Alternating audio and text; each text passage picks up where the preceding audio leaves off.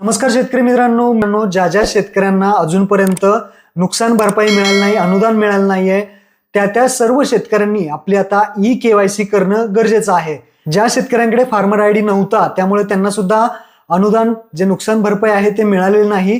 तर आता त्या सर्व शेतकऱ्यांना नुकसान भरपाई म्हणजेच अनुदान हे आपल्याला मिळणार आहे. अशा सर्व शेतकऱ्यांनी आपली ई-केवायसी करणं अनिवार्य आहे. ई-केवायसी सुरू झालेली आहे, त्यासाठी तुमच्याकडे VK नंबर असणं गरजेचं आहे.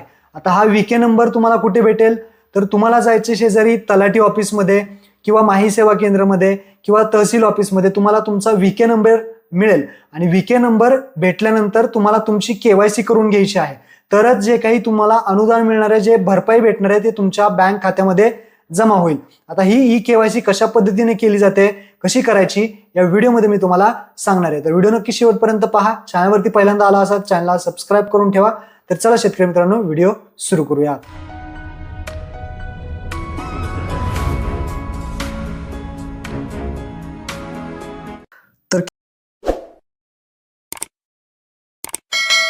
तर केवायसी करताना फक्त केवायसी माही सेवा केंद्र चालक करतील. आता ते कशा पद्धतीने केवायसी करतील तर इथे पहा, अगोदर लॉग इन करायचं आहे महाऑनलाईनमध्ये. त्यानंतर डाव्या साईडला इथे भरपूर ऑप्शन दिसतील. इथे आधार प्रमाणीकरण वरती क्लिक करायचं आणि तिथे पहा नैसर्गिक आपत्ती शेती पिकांना नुकसान मदत यावरती क्लिक करायचं. क्लिक केल्यानंतर आपल्याला इथे विशिष्ट क्रमांक मागितला जाईल. जो काही शेतकऱ्याचा VK नंबर आहे तो लिस्टमधून पाहायचा आहे, चेक करायचा आहे आणि तो VK नंबर विशिष्ट क्रमांक इथे टाकून सर्च बटनावरती क्लिक करायचं. जसं तुम्ही सर्च कराल तर त्या शेतकऱ्याची संपूर्ण माहिती येईल. VK नंबर असेल, शेतकऱ्याचं गाव कुठलं आहे, शेतकऱ्याचा गट नंबर किती आहे, शेतकऱ्याचा प्रकार कुठला आहे, किती क्षेत्र आहे, सगळी माहिती येईल. तसेच शेतकऱ्याचा आधार नंबरचे शेवटचे डिजिट दाखवले जातील. सगळी माहिती, किती हेक्टर क्षेत्र आहे, शेतकऱ्याला किती रक्कम मिळणार आहे, इथे पहा वितरित केली जाणारी जी काही रक्कम आहे ती इथे दाखवली जाईल. किती रक्कम शेतकऱ्याला मिळणार आहे ते इथं दाखवलं जाईल.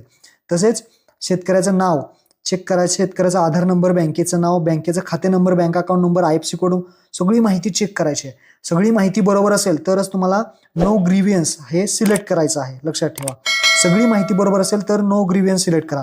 पण जर कशामध्ये तफावत असेल, आधार नंबरमध्ये किंवा गट नंबरमध्ये किंवा कशामध्ये यापैकी एक तफावत असेल तर ते तुम्ही तिथे तफावत सिलेक्ट करू शकता.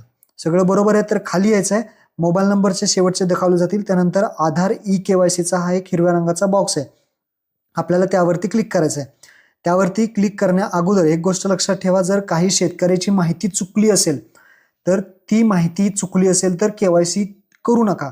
तिथे जर शेतकऱ्याचा गट नंबर चुकला असेल, शेतकऱ्याचा आधार नंबर चुकला असेल तर ती माहिती, बँक अकाउंट नंबर चुकला असेल तर ती माहिती मान्य नाही. E-KYC not possible. तर ई-केवायसी करू नका. ई-केवायसी नॉट पॉसिबल या ऑप्शनवरती क्लिक करून पावती निघेल आणि त्यानंतर त्या शेतकऱ्याला तहसील ऑफिसमध्ये जावं लागेल. पण सगळी माहिती बरोबर असेल तर आधार ई-केवायसी पर्यावरती क्लिक करा. इथे टर्म्स अँड कंडिशन बॉक्सवरती क्लिक करायची आहे आणि ऑथेंटिकेशन टाईपमध्ये 2 पर्याय असतील, OTP आणि बायोमेट्रिक.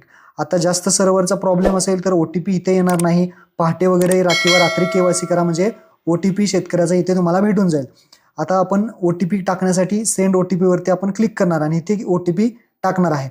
आणि जर OTPच्या माध्यमातून KYC आधार कार्डला जो नंबर रजिस्टर नसेल तर इथे आपण बायोमेट्रिकच्या माध्यमातून मंत्राचं जे काही 110 जे L1 डिव्हाइस आहे ते लावून तुम्ही शेतकऱ्याचा अंगठा घेऊन इथे KYC करू शकता. आता मी OTPच्या माध्यमातून इथे KYC करतो. तर OTP जो आधार कार्डला नंबर लिंक असेल त्यावरती जाईल.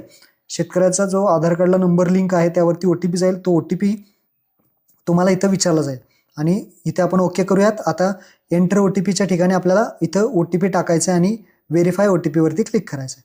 तर एकदम सोप्या पद्धतीने आहे. सगळी माहिती बरोबर असेल शेतकऱ्याची तर डायरेक्टली आधार KYC करून टाकायची आहे, काही प्रॉब्लेम नाही. नो ग्रीव्हियन्स करायचं आहे. आता इथे आपण व्हेरीफाय OTP केलं की आपली KYC पूर्ण झालेली आहे. याची जी पावती आहे याची पावती शेतकऱ्यांना तुम्हाला काढून द्यायची आहे. यामध्ये तारीख वाढ सगळं माहिती या शेतकऱ्याची भेटेल. आता स्टेटस चेक करता येईल. स्टेटस कसं चेक करणार त्याची लिंक तुम्हाला खाली डिस्क्रिप्शनमध्ये दिलेली आहे. KYC झालेली आहे का नाही तर इथे यायचं आहे चेक पेमेंट स्टेटस, ज्यामध्ये VK नंबर इथे टाकायचा आहे आणि आपली KYC झालेली आहे का नाही ते तुम्हाला समजणार आहे. VK नंबर इथे टाका आणि सबमिट करा. तर शेतकऱ्याला आपला VK नंबर माहीत असेल तर शेतकरी सुद्धा आपला इथे VK नंबर टाकून KYC झालेली आहे का नाही ते चेक करू शकता. किंवा आपलं पेमेंट जे आहे ते कुठपर्यंत आलेले आहे ते सगळी माहिती VK नंबरवरून शेतकरी सुद्धा या वेबसाईटवरती येऊन चेक करू शकता. इथे पहा KYC कम्प्लिटेड झालेलं आहे. तर VK नंबर तुम्ही तलाठ्याकडून घेऊ शकता किंवा माहिती सेवा केंद्रातून घेऊ शकता आणि आपली KYCचं स्टेटस सुद्धा चेक करू शकता. अशा पद्धतीने KYC